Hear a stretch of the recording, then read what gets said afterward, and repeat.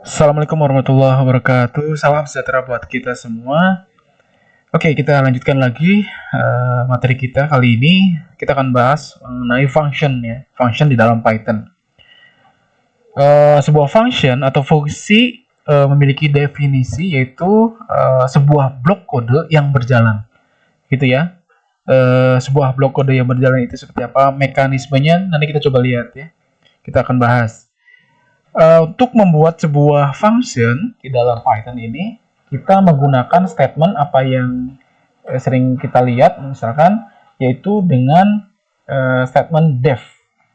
Seperti ini, gitu ya. Jadi kalau kita lihat ada sebuah kata def, berarti itu merupakan sebuah function. Nah, setelah kita tulis statement def di sini, lalu kita ikuti setelahnya yaitu untuk nama functionnya. Ya, nama function di sini kita tulis dengan nama misalkan tampil, misalkan gitu ya, tampil. Nah, artinya untuk penamaan sebuah function ini sama seperti penamaan untuk sebuah variabel ya, yaitu harus unik, begitu ya. Jadi artinya kalau misalkan kita memiliki sebuah beberapa function nantinya itu harus unik, artinya harus berbeda. Antara nama function satu dengan nama function lain itu harus berbeda. Oke, jadi misalkan kita tuliskan di sini, kita tulis nama function tampil, begitu, nanti nama yang lainnya apa gitu, nggak boleh sama. Oke, kemudian setelah kita tuliskan nama function di sini tampil, dilanjutkan dengan seperti biasa kurung buka, kurung tutup. Lalu jangan lupa terakhir diikuti dengan simbol titik 2, itu tanda titik 2, gitu ya, sama seperti biasa. Nah, bagaimana jika misalkan kita ingin nama function ini terdiri dari dua kata? Misalkan kita pengen tampil data namanya. Nah, bisa ya, bisa dengan seperti ini. Kita pakai underscore. Jangan sampai ada spasi di sini, pasti error. Gitu, dan tidak diperkenankan. Jadi harus menggunakan underscore. Oke, jadi gitu ya. Kalau pengen dua nama, ya harus dengan underscore. Nah, bagaimana kalau misalkan nggak pakai? Ya, harus digabung, nggak boleh ada spasi. Misalkan kita kasih namanya seperti ini saja ya, tampil data. Kita pakai nama tampil data untuk nama function di sini. Oke, selanjutnya setelah kita buat sebuah function dengan nama tampil data, kita enter. Begitu. Selanjutnya gimana? Pasti akan di bawahnya ini merupakan anggota dari function tampil data ini. Cirinya adalah harus masuk ke dalam atau suatu indentasi gitu ya. Jadi kalau misalnya kita enter, pasti jatuhnya di sini. Begitu ya. Jadi harus nama function tampil data ini harus diberikan indentasi begitu.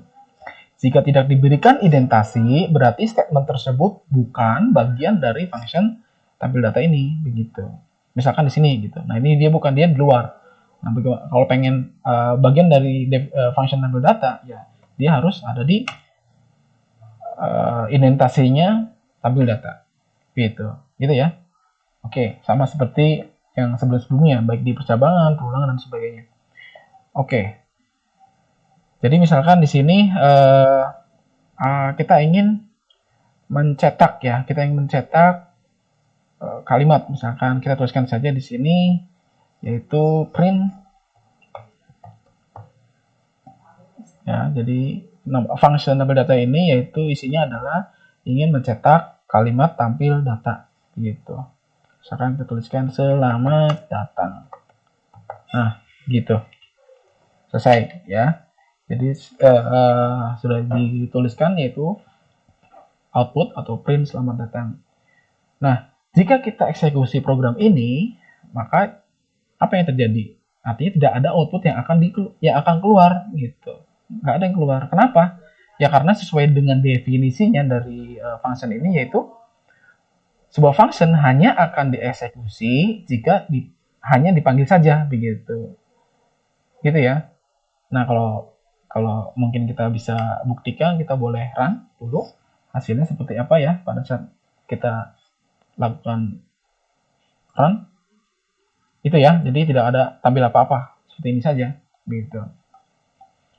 Artinya tidak ada apa-apa yang output yang ditampilkan. Nah, bagaimana cara memanggilnya supaya isi dari function tampil data ini bisa keluar? Nah, cara memanggilnya yaitu dengan memanggil nama function ini, yaitu tampil data ini, begitu. Dan baru kita bisa eksekusi. Begitu ya. Misal di sini kita bisa langsung saja ketik di bawahnya, dan nggak boleh menjadi bagian dari function tampil data, harus keluar. Nah, di sini kita ketikkan tampil data, gitu. Dan jangan lupa ada simbol kurung buka tutupnya. Oke. Dan jangan lupa yang paling penting di sini, kalau Python itu adalah case sensitive ya. Jadi penulisan huruf besar dan kecil itu adalah berbeda. Nanti pasti hasilnya nggak sesuai gitu. Jadi di sini kan kita lihat huruf D-nya besar ya. Jadi pada waktu kita panggil, jadi harus mirip, harus persis seperti pada saat kita mendefinisikan function tersebut. Nah, ini di atas. Jadi sama persis. Sama lah itu nilai gitu. Oke, jadi di sini kita tampil data di sini kita gunakan simbol kurung buka tutup siku ya. Maksudnya adalah menandakan bahwa tampil data ini adalah merupakan sebuah function gitu. Dan di sini kita telah memanggil, artinya telah atau mau memanggil sebuah function tampil data. Ya. Kita coba enter, kita run ya. Hasilnya gimana? Nah, akan muncul ya. Pada saat kita panggil nama functionnya, maka output atau isi dari function ini akan muncul gitu. Kebetulan di sini yaitu kita akan mencetak nama kalimat selamat datang, begitu ya. Jadi pada waktu kita memanggil tampil data di sini, begitu, akan pergi, dia akan langsung pergi ke sini ke atas gitu, mencari ya. Dia akan pergi ke pendefinisiannya ya di sini, kemudian masuk ke dalam baris yang akan baris yang ada di dalam function tersebut di tampil data ini, begitu, yaitu dia membaca statement apa saja yang ada di dalamnya. Ya, di sini function tampil data hanya memiliki satu baris statement, yaitu statement cetak selamat datang, maka akan tampil di monitor kita sebagai keluaran teks selamat datang. Itu sih simple gitu ya. Oke ya, jadi kita sudah berhasil mendefinisikan bagaimana menuliskan sebuah function dan menampilkan hasilnya. Oke, kita lanjutkan kali ini selanjutnya function dengan parameter ya. Seperti ini kita coba tuliskan dulu sebagai komentar function dengan parameter. Oke. Jalan. Nah, ini sebagai markdown dulu. Tuh. Ya. Sebuah informasi bisa dimasukkan ke dalam sebuah function, itu nanti sebagai argumen istilahnya, gitu ya. Nah, untuk itu pada waktu ingin mendefinisikan sebuah function, kita harus membuat parameter dulu sehingga sebuah informasi itu bisa kita masukkan. Begitu. Jadi nanti istilahnya adalah kita kenal istilah ada argumen dan informasi dan parameter. Artinya argumen informasi ini bisa dikatakan sebagai argumen. Nah, argumen ini untuk bisa tampil ini harus dimasukkan ke dalam variabel-variabel yang harus kita definisikan dulu di atas. Ya, kita langsung saja kita coba. Kita buat dulu seperti biasa nama functionnya. Kita tuliskan misalkan def di sini. Kita bikin nama functionnya misalkan cetak begitu. Oke, kemudian jangan lupa di akhir dengan titik 2. Oke, nah variabel yang ada di function ini itu disebut parameter, nanti di dalam kurung buka ini disebut variabel. Nah, kita tuliskan misalkan kita bikin nama parameternya A dan B gitu ya. Dan ulangin, jadi dua variabel atau variabel-variabel yang ada di dalam kurung buka dan tutup ini itu disebutnya adalah parameter. Itu ya, setelah kita tuliskan di sini, selanjutnya apa? Kita enter. Ya. Setelah itu kita apakan di dalam function ini, dalam artinya di dalam baris selanjutnya kita bisa ingin menampilkan informasi tentang apa. Nah, yang akan kita tampilkan misalnya variabel parameter A dan parameter B. Ini begitu rencananya, gitu ya. Nah, kita sudah ada di sini, sudah diidentifikasi. Kita tulis misalkan seperti biasa, kita tulis dulu print gitu. Ya tadi ya, kita tuliskan selamat datang. Oke, sama ya. Kemudian disusul misalkan kita print lagi. Kali ini misalkan kita tuliskan nama ya. Nama begitu. Oke. Koma misalkan A ya. Kita panggil A dulu. Gitu ya. Oke, selanjutnya apa? Selanjutnya kita enter.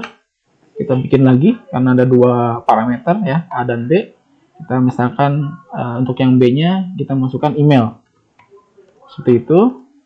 Oke, jangan lupa panggil B-nya. Ya, jangan lupa B-nya di sini saya tuliskan.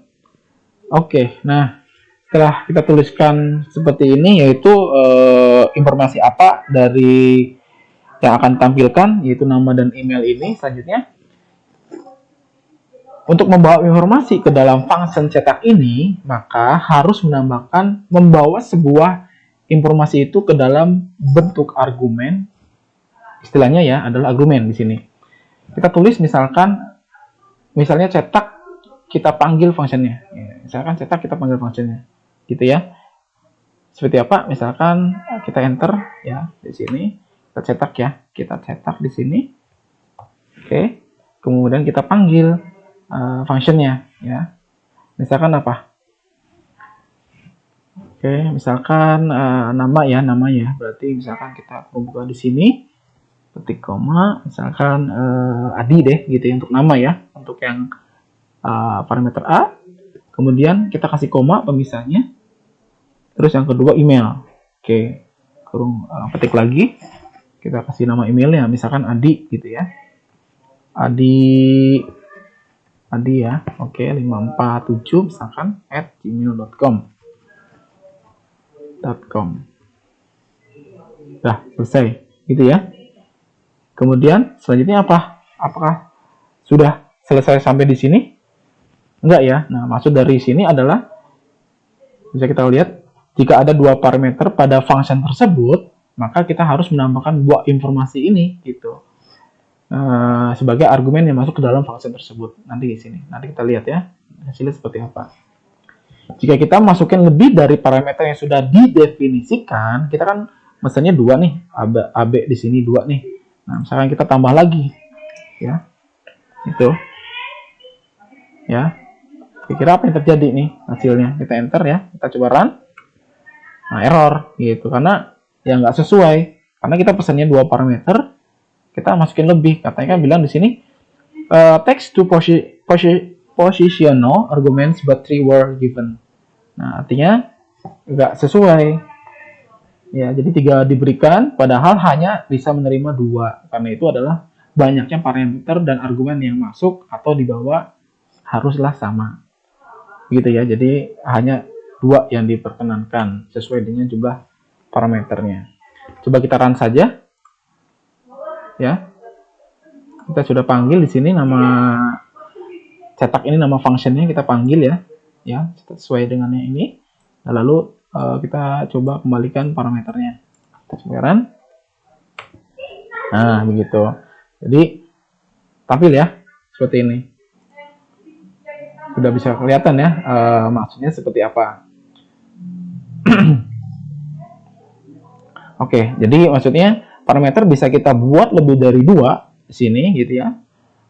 Bisa sebanyak yang kita mau, dan tentunya antara parameter satu dengan nanti parameter lainnya ini haruslah dipisahkan dengan tanda koma gitu ya. Semua dipisahkan dengan tanda koma. Oke. Selanjutnya di dalam sebuah program kita juga bisa membuat lebih dari satu function gitu yang terkait dengan parameter ini gitu. Misalnya kita mau coba bikin satu function lagi ya. Kalau tadi di atas adalah function cetak, kita bikin lagi sebuah function. Misalkan kita bikin namanya tampil data. Tampil data begitu. Kemudian misalkan kita bikin variabel parameternya misalkan x, c, d. Atau nggak usah, kita coba buktikan misalkan kita pengen pakainya sama gitu variabelnya. Kira-kira gimana? Ini bisa ya, ini bisa. Jadi nggak masalah. Karena AB ini meskipun variabelnya sama merupakan parameter, tapi dia anggota dari parameter dari function yang berbeda. Nah, itu nggak masalah. Sama saja ya, artinya nggak berpengaruh. Begitu ya. Oke, kita sekarang coba selanjutnya dengan isinya ya. Sama seperti di atas. Kita coba copy paste saja. Misalkan ini aja ya. Atau oke. Kita coba untuk yang label data. Terus selanjutnya misalkan print bukan nama ya. Kita masukkan umur misalkan. Umur. Dan sama ya, ini AB juga. Berarti ini A dan ini B, tapi ini ya setelah umur. Misalkan BB atau berat badan ya. Berat badan. Gitu. Berat badan. Nah, setelah itu gimana? Sama ya, kita panggil. Nah, oke, sekarang kita bisa panggil di bawah. Panggil nama functionnya yaitu apa? Tampil data ya. Gitu. Harus sama karena cache sensitive underscore. Oke, kemudian dilanjutkan dengan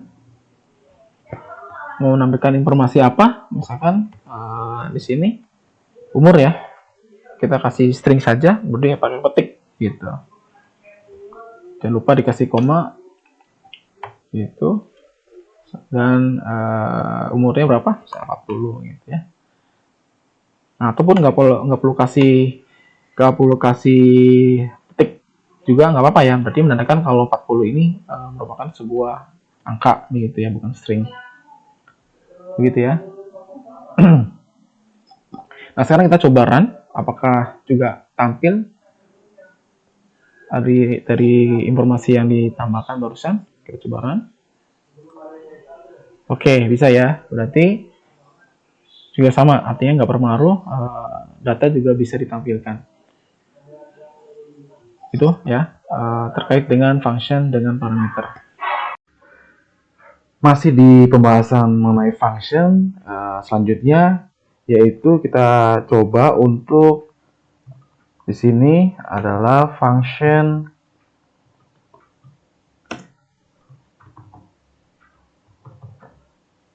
yang mengembalikan sebuah nilai itu, misalkan ya seperti itu. Jangan lupa dibikin komentar, kita jalankan. Oke, kita coba tambahkan shell baru. Nah, function yang mengembalikan sebuah nilai ini menggunakan statement yang dinamakan return gitu ya. Jadi kalau kita menemukan sebuah kata gitu, return itu adalah merupakan statement return yang ciri dari sebuah function yang akan mengembalikan sebuah nilai. Nah, kita akan membuat sebuah function terlebih dahulu untuk mencoba untuk function yang mengembalikan nilai ini untuk contohnya misal pada operasi penjumlahan ya. Jadi misalkan kita buat dulu seperti biasa def, kemudian nama functionnya misalkan kita tuliskan penjumlahan seperti itu, yang membawa dua buah di sini variabel ya, yaitu misalkan variabel parameter yaitu A dan B gitu.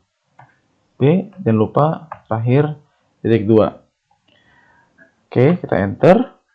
Nah, di dalam function penjumlahan yang kita tulis ini, kita akan coba mengimplementasikan dari penjumlahan ini yaitu operasi aritmetik ya. Kita tuliskan di sini C untuk menampung nilai hasilnya, yaitu dari hasil penjumlahan A di sini ditambah sal B begitu.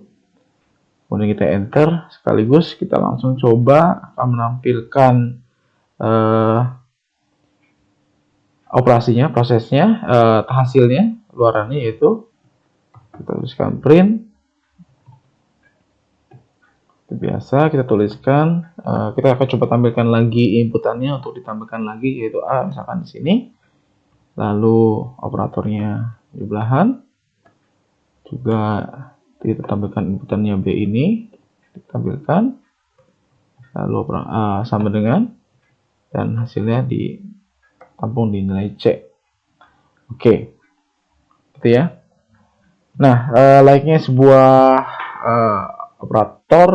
penjumlahan di sini ada dua variabel yang nanti akan diproses, berarti kita memerlukan sebuah inputan, dua buah inputan ya untuk inputan A dijumlahkan dengan nilai dari inputan B. Berarti kita butuh dua buah inputan, yaitu kita tuliskan di sini ya, berarti A harus di luar ya, tidak boleh ada di identasi dari function penjumlahan. Ini harus di luar. Berarti karena ini nilai kita coba tuliskan in, dan karena di input berarti kita tuliskan input di sini. Lalu tuliskan inputannya misalkan suruh mengisi bilangan pertama misalkan untuk yang A. Ya, dan untuk yang selanjutnya B sama dengan sama seperti itu. Tuliskan input. Lalu sini tuliskan bilangan 2 sama dengan seperti itu ya. Jadi A dan B untuk bilangan 1A dan bilangan B, inputan bilangan B itu untuk yang bilangan kedua. Nah, di sini kita lihat, sama-sama kita lihat, kita menggunakan beberapa variabel ya, A, B khususnya di sini dan di sini. A4 ya, 1, 2, 3, 4, A2, B2. Nah, perbedaannya adalah misalkan di sini variabel A dan variabel A, B yang ada di function di sini, ini meskipun sama, tapi ini adalah merupakan variabel yang berbeda, begitu. Meskipun sama, tapi dia merupakan berbeda kan dari sisi posisinya ya, kalau kita lihat di sini. Nah, karena variabel yang ada di dalam function penjumlahan ini berarti dikatakan dia merupakan istilahnya adalah variabel lokal, begitu. Karena dia hanya bekerja hanya untuk lokal saja di dalam function, dalam hal ini adalah function penjumlahan, begitu ya. Nah, sedangkan yang ada di luar function, nah ini disebutnya adalah variabel global, yang artinya berarti dia bisa menjangkau ke seluruh program yang ada. Jelas ya? Jadi kalau ada di dalam sebuah function, variabel tersebut disebutnya adalah variabel lokal. Jika variabel tersebut ada di luar function, disebutnya adalah variabel global. Gitu ya. Jadi kita sudah tahu apa itu variabel lokal dan variabel global. Oke. Kita coba lanjut. Selanjutnya kita coba panggil. Seperti biasa kita akan coba panggil dari nama functionnya agar operasi penjumlahan ini bisa dieksekusi. Gitu. Kalau kayak gini aja kan nggak bakal bisa keluar seperti yang sudah sebelum kita coba uji cobakan, begitu. Oke, coba ketikkan. Berarti yang akan kita tulis adalah kita panggil dari nama function, yaitu kita tuliskan penjumlahan. Jangan lupa kurung buka tutupnya, ya. Dan selanjutnya apa lagi di sini? Panggil A dan B, gitu ya. Kita coba cek di sini. Nah, di sini nanti berarti argumen yang akan masuk ke dalam function penjumlahan, di sini adalah A yang akan dibawa oleh variabel A dan B, gitu. Variabel A dan B ini akan dibawa oleh variabel yang ada di dalam variabel A dan B. Oke, kita coba lihat ya. Hasilnya adalah oke, untuk bilangan 1 misalkan kita coba nilainya adalah 2, ini ya 3 deh. Hasilnya adalah 5. Gitu ya. Jadi sudah bisa berjalan. Nah, Kita coba lihat di sini. Untuk function yang ini di sini adalah di sini dia tidak ada nilai yang akan dikembalikan ke dalam function ini, gitu. Nah, pada waktu dipanggil, dia akan masuk ke dalam function penjumlahan. Pada waktu function penjumlahan ini dipanggil beserta parameternya, dia akan masuk ke sini, ya, dalam function penjumlahan. Kemudian nilai yang dibawa oleh A dan B, ya, yang A dan B ini akan masuk ke dalam operasi aritmatiknya, begitu. Yaitu C sama dengan A tambah B sekaligus kemudian setelah selesai dia pasti ke bawah, itu akan ditampilkan hasil luarannya, gitu, yaitu A tambah B sama dengan C. Nah, kemudian setelah di sini function selesai, baris selanjutnya itu ya tidak ada lagi, yaitu dia akan kembali ke baris pemanggilan function ke sini. Jadi dari sini selesai, ya dia pasti balik sini lagi dan kembali ke sini ke pemanggilan penjumlahan AB ini, begitu. Ya, jadi function yang memanggil ini sudah selesai. Kemudian program selesai dan tidak ada yang harus dikerjakan lagi, cukup sampai sini. Karena tidak ada baris, artinya tidak ada baris code di bawahnya. Kalau ada baris code di bawahnya lagi, berarti dia harus menjalankan baris yang tersebut. Misalkan ada pemanggilan function lagi, ya dia harus melaksanakan. Karena berhubung di sini tidak ada lagi, ya berarti ini terakhir. Gitu ya. Jadi pada saat dipanggil nama functionnya, dia akan mencari nama function di atasnya. Nah, ini ternyata ini sesuai penjumlahan AB. Lalu di dalam sini dia melaksanakan apa di dalam function tersebut operasinya, ya. Dan setelah selesai dia pasti balik ke sini lagi. Gitu ya. Nah, di sini artinya penjumlahan tidak ada nilai yang dikembalikan, ya. Pada waktu kembali tidak ada nilai yang dibawa. Itu dulu ya. Nah, ini masih belum mengembalikan. Nah, selanjutnya kita coba function yang kedua, di mana merupakan function yang nanti akan mengembalikan sebuah nilai. Gitu. Kita coba selanjutnya, yaitu untuk yang kedua, misalkan kita coba dengan operasi matematik yang lain. Kita coba yang kedua, misalkan pengurangan, misalkan ya. Pengurangan juga sama dengan menggunakan AB lagi ya. Jadi nggak ada masalah jika variabel parameter yang digunakan ini sama gitu dengan variabel parameter yang digunakan di lainnya gitu. Yang penting nama fungsinya itu yang harus berbeda. Gitu ya, kita enter saja. Kemudian kita masukkan operasinya, yaitu misalkan A dikurangi B sekarang. Dan lalu kita tuliskan return C. Oke ya, ini return C. Nah, kalau kita menggunakan statement return yang barusan kita tulis di sini, berarti nilai operasi, gitu ya, nilai operasi atau perhitungan yang dilakukan di sini, yaitu C sama dengan A kurang B ini, akan ditampung di nilai C, gitu. Oke. Dan kemudian nilai yang ada di C ini akan dikembalikan pada waktu program atau function nanti pengurangan di bawah itu akan dipanggil, begitu. Gitu ya, itu dulu. Nah, kita sekarang misalnya kita coba panggil di sini nilainya yaitu adalah misalkan selanjutnya kita coba panggil functionnya sama seperti ini, yaitu berarti kita coba masukkan dulu D sama dengan pengurangan dan parameternya sama ya, harus sesuai AB. Nah, lalu kita coba tuliskan, cetak dulu print gitu A sama ya seperti di atas, koma ini kurang, oke, oops, lalu B, koma, jangan lupa ketik sama dengan B, oops, ini sini,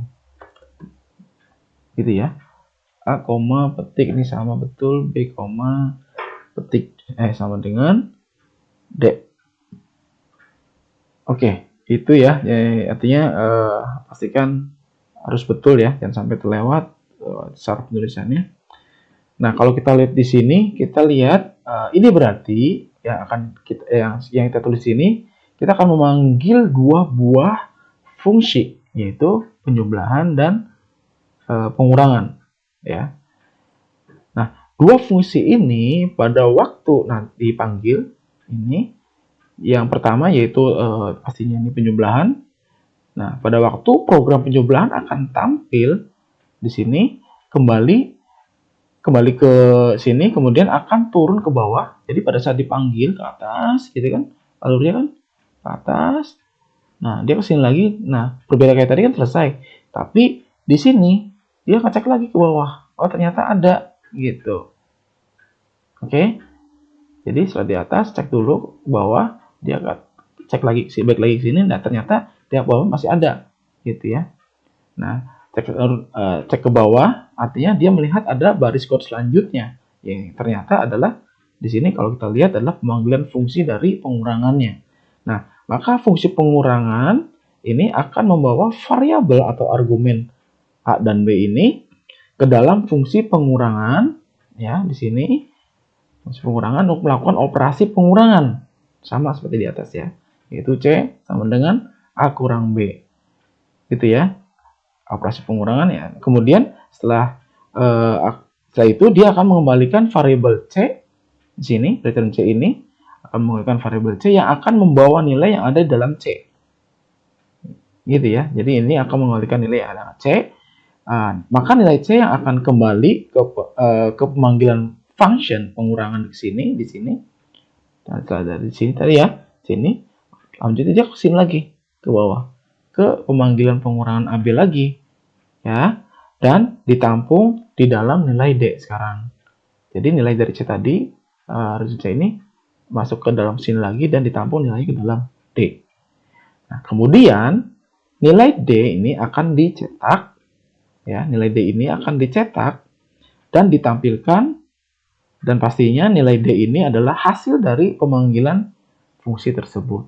Nah, itu adalah alur dari sebuah fungsi, artinya pemanggilan fungsi di mana fungsi ini mengembalikan sebuah nilai, gitu ya. Oke, sekarang kita coba run seperti apa hasilnya. Oke, misalkan nilai 1 kita kalikan 1 sama, ya. Kemudian kita coba 4 deh. Kemudian bilangan 2 enter. Oke, jadi maka untuk yang pertama bisa lihat, ya, yaitu akan tampil untuk yang penjumlahan berarti 4 tambah 2 6, dan untuk yang pengurangan yaitu 4 kurangi 2, ya, hasilnya adalah 2. Berarti kalau bisa kita simpulkan di sini adalah function di sini menggunakan statement return yang return C di sini, sehingga mengembalikan nilai yang di bawahnya dari function yang telah dipanggil. Mungkin itu saja mengenai function yang mengembalikan sebuah nilai. Itu, ya. Terima kasih, saya cukupkan untuk function yang sudah kita bahas, ya. Sampai di sini. Terakhir yaitu tentang mengembalikan sebuah nilai. Itu saja. Terima kasih. Saya Heri. Wassalamualaikum warahmatullahi wabarakatuh.